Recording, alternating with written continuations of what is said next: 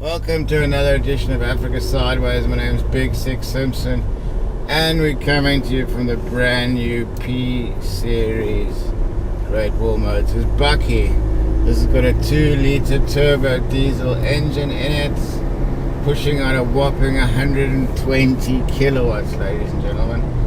So this is a bit of a come down in power from last week's car, 300 kilowatts of Ford Ranger Raptor, 220 kilowatts of Chinese, but it's kind of to be expected. But what isn't expected is the price difference. The Raptor's 1.1 million, and now these Chinese bakkies are up to 700,000 rand.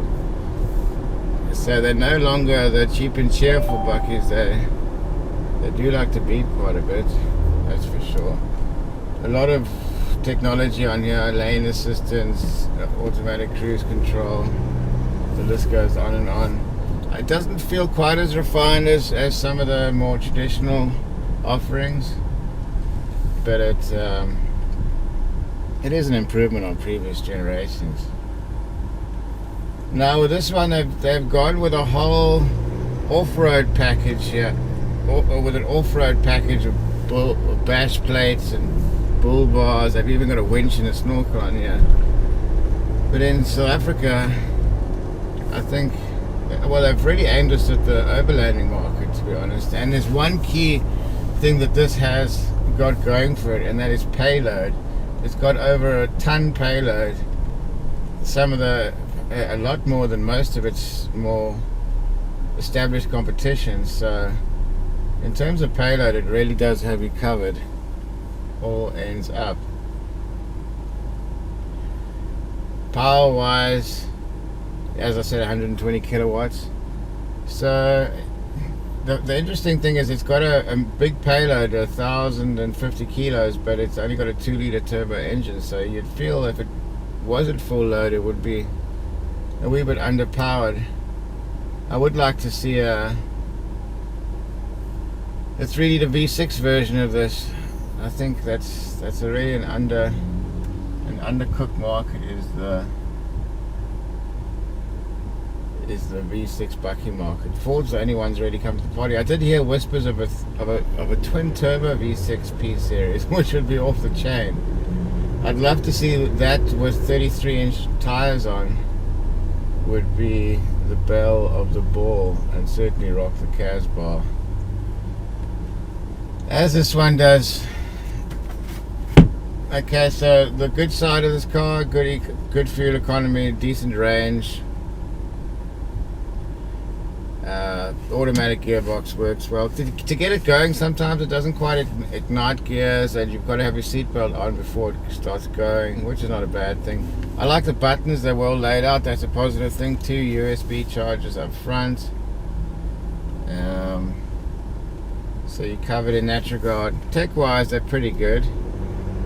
Steering feels comfortable. The downside, the front suspension, I don't know if it's really stiff because it's geared up for it to take a ton, but it does bounce a lot. There's a lot of reverb on bumpy roads. It actually feels more comfortable on tar, on gravel than tar. On the off-road track, it felt at home. So this is ready for somebody that does a lot of off-roading and likes to carry heavy loads.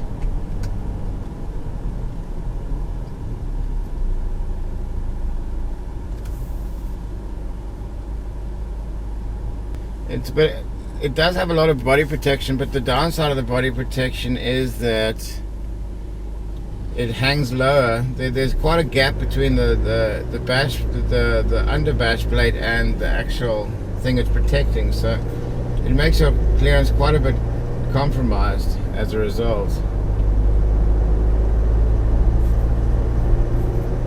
So I would suggest putting on more sleek bash plates under the car, or get a 33-inch tire on here. It would be great. I'd definitely go up a size.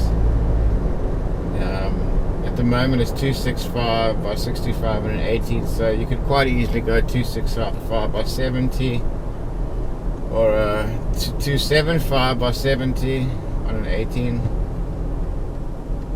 or a 285 by 65 if you really want to go for it. And you might need to give it a little lift for the 33s in front, but you might be able to fit on the tires. Let's check out we're in trafficy situation. Let's check out the cruise control. Okay, let's set it here.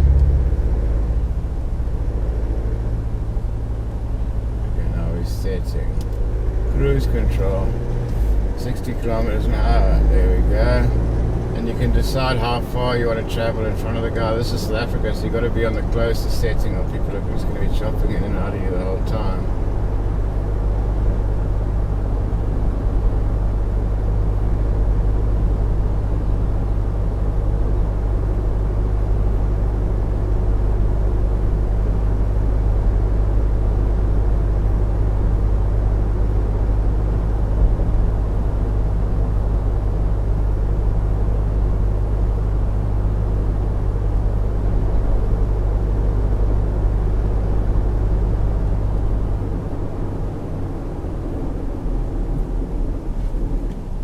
Yeah, it stopped quite harshly, but not really much. Compared to the Ford autonomous driving, it's a little bit agricultural. It gets the job done. Yeah, well, let's stop. There we go, it stops. Thank you very much. So there you go, ladies and gentlemen. Drives really quite pleasant. I did drop the tire pressure. The first thing I did is, when I got in this car, it felt very, very stiff, the suspension, so I dropped it. It's so much smoother. They got the Coopers, the LT, the 83s on here, which are decent tires. I noticed that all the Great Wall motors use Coopers, American tire. So they're kind of trying to compete with the Raptor a bit, but also going for a more overland scene with the snorkel and whatnot. The snorkel does make a bit of a sound at highway speed.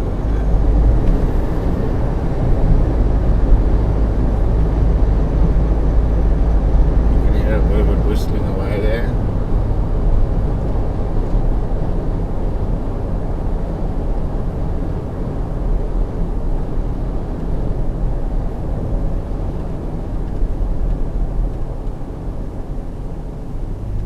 Another beautiful day in Cape Town. Let's check the acceleration out from the 2-litre. I mean, that's adequate acceleration. This is unloaded. I'd like to see what it's like loaded. But for towing, you might be finding a little wanting with a 2-litre.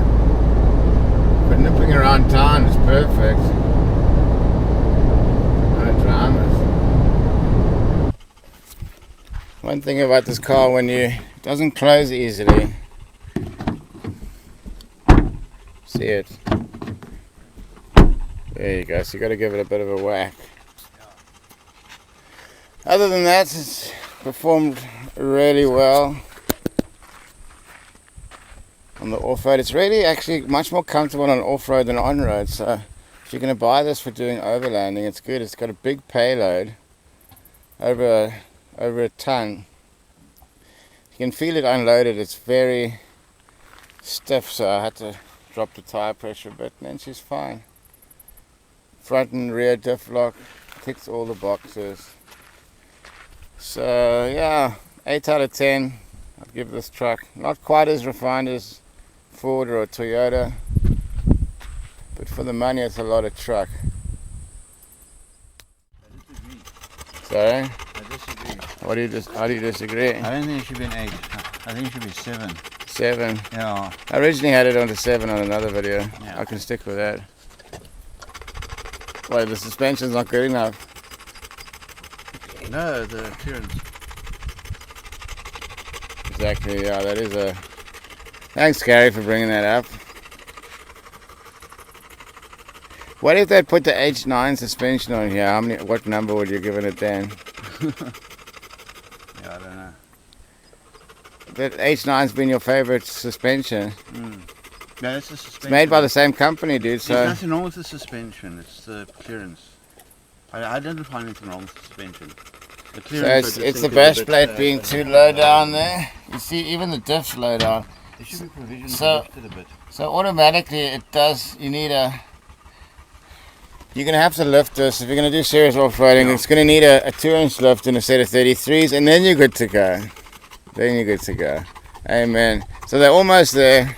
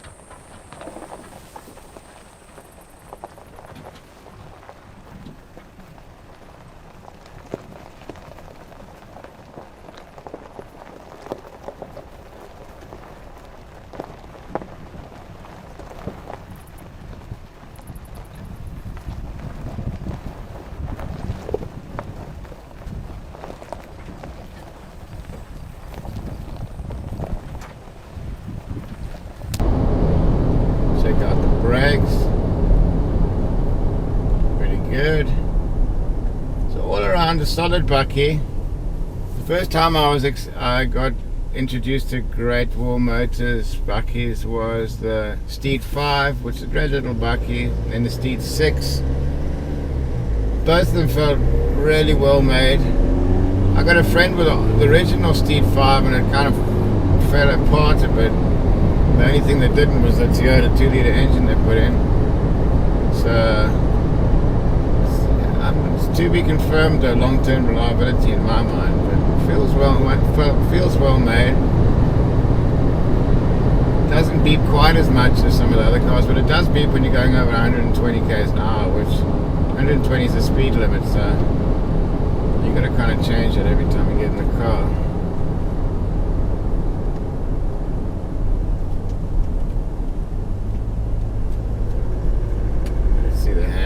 This is it's got stiff suspension. The handling is good around corners. There we go. Adequate. And took this to the 4x4 track. The only thing that was an issue is the clearance, because the bash plates hang so low down. So if you're going to do this if you're buying this for 4x4ing in mind, you're going to have to put a bigger tire on. That's just non-negotiable.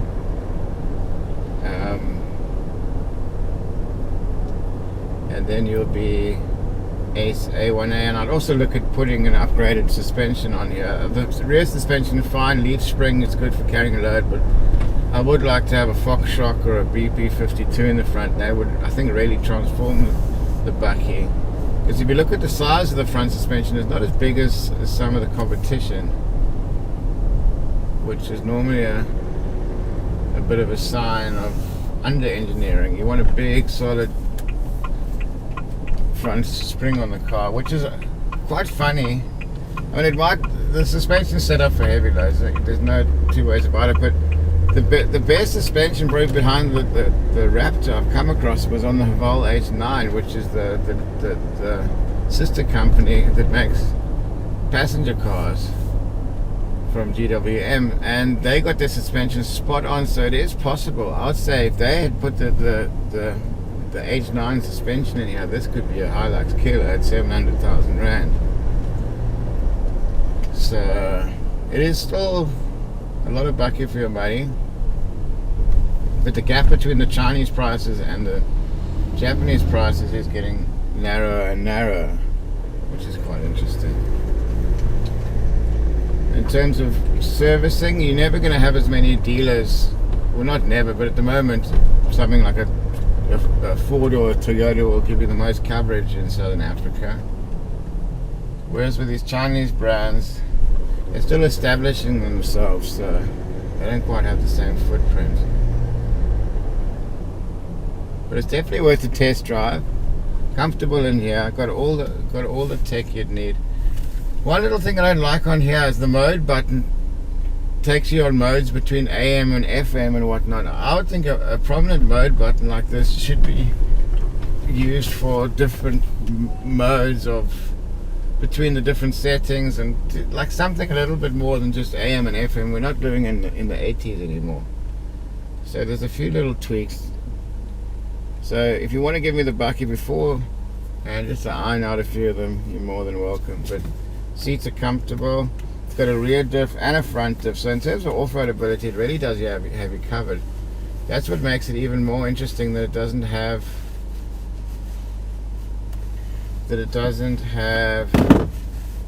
more clearance, but that's something you can fix. So there you go. All in all, I'd give this a solid 7.5 out of 10 on the Africa Sideways rating. Good honest bakkie, big payload, it'll be good on the farm. We'll catch you next time. Africa Sideways. Peace.